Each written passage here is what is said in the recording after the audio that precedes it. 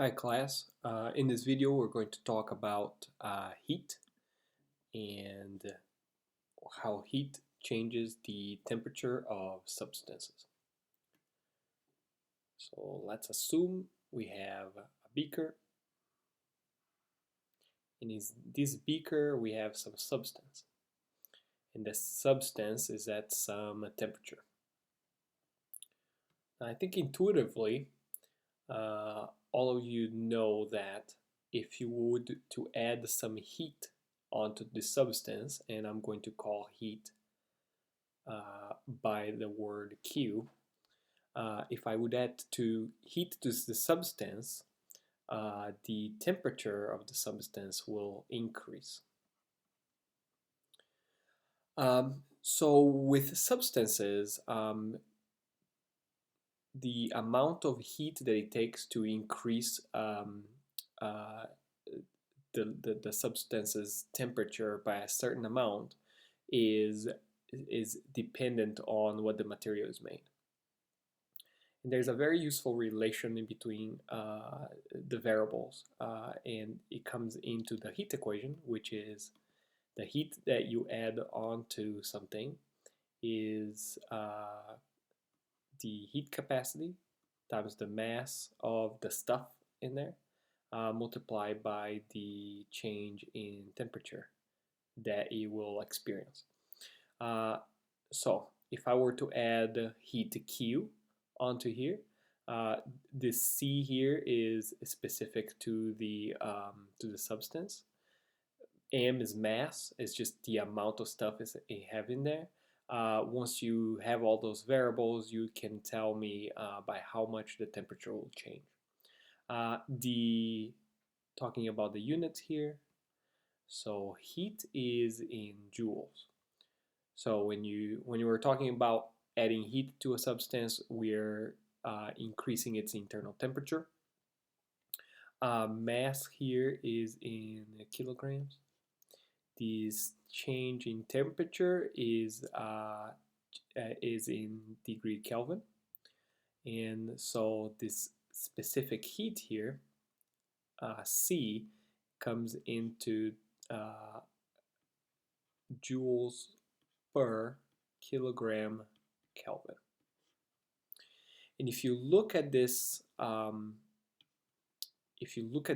unit here, it tells you that heat capacity is how much energy you must invest into something so that its temperature changes. And I'll give you a couple examples of some common heat capacities. So one of the most common heat capacities is the heat capacity for water. Uh, Heat capacity for water is 4,186 joules per kilogram degree Kelvin. And this is quite in the high end. So what this means is that water can take quite a bit of heat without its temperature changing very much. However, if you look at a metal, so some of the more, one of the most common metals is copper.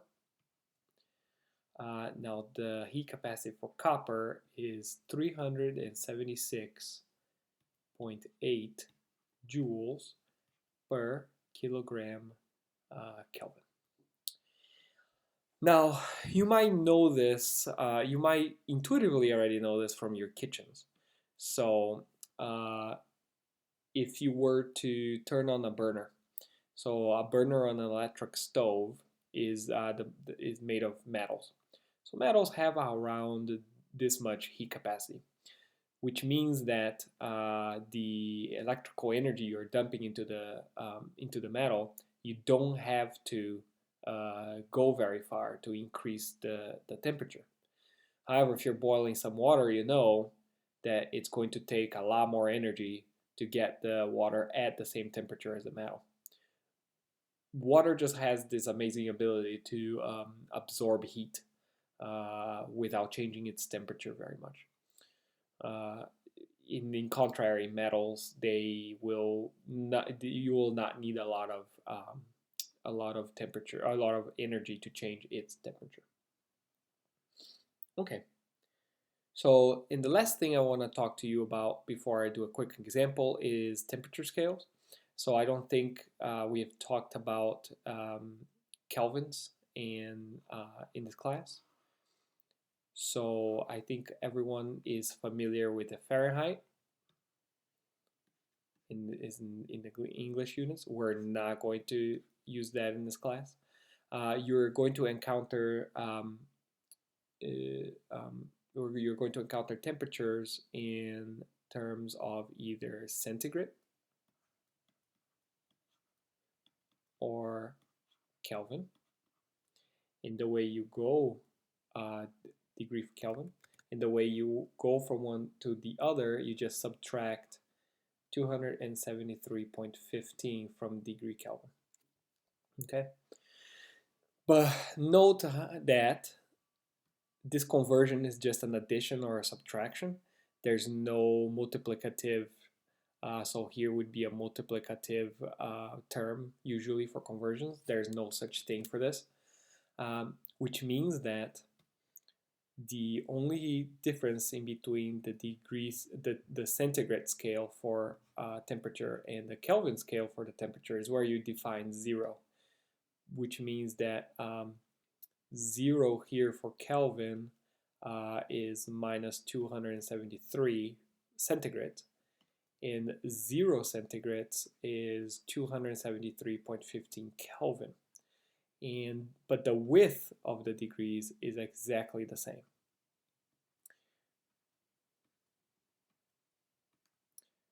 The width of a Kelvin of a centigrade and the width of a Kelvin is the same, which means that every time an equation calls for the change in temperature, a change would be, so this change here would be the difference in between here and here.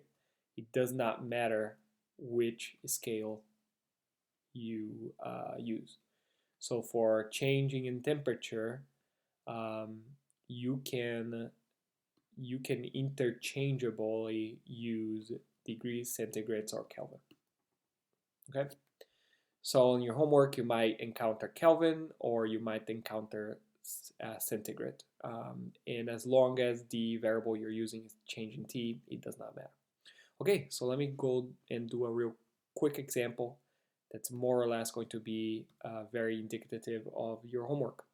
So let's say you have a beaker full of water, and we have just 1 kilogram of water. And this is at 20 degrees centigrade. So let me degrees centigrade, and I want to heat this up to 40 degrees centigrade.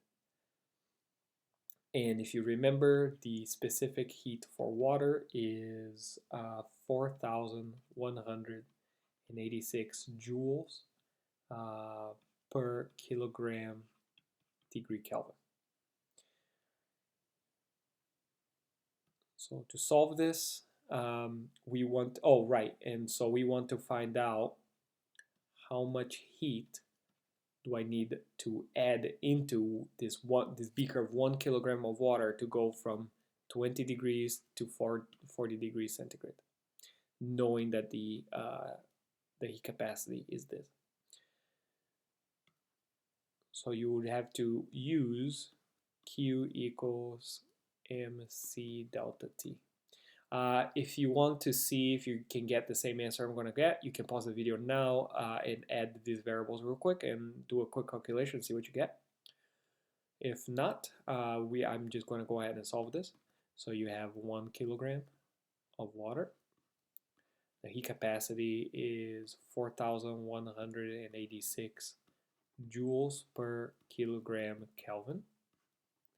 Multiply by the change in temperature, which is 40 degrees centigrade minus 20 degrees centigrade. Now remember, we are doing a change here. So since we're doing a change, Kelvin and centigrade are interchangeable just because we have this delta T here. So Kelvin and centigrade just sort of go away. All right. And then, of course, you have 1 kilogram right here. That kilogram also goes away. You're left with the joules. Everything is great. So the only thing that's left here is that 40 minus 20 is 20. 20 times 4,182 comes out to 83,720 joules. So if you think about it, 1 kilogram of water is not that much, and 83,000 joules of energy is quite a bit of energy. And 20 degrees Celsius is not a very big change in temperature. So water can really soak up energy before its temperature go up. All right, so all of the homework basically revolves around using this one equation to figure out how much heat it takes to change the temperature of substance, um, or how much the temperature of a substance will change given an amount of heat. It's just this one equation. Very good. Have a very good day, and I'll talk to you also.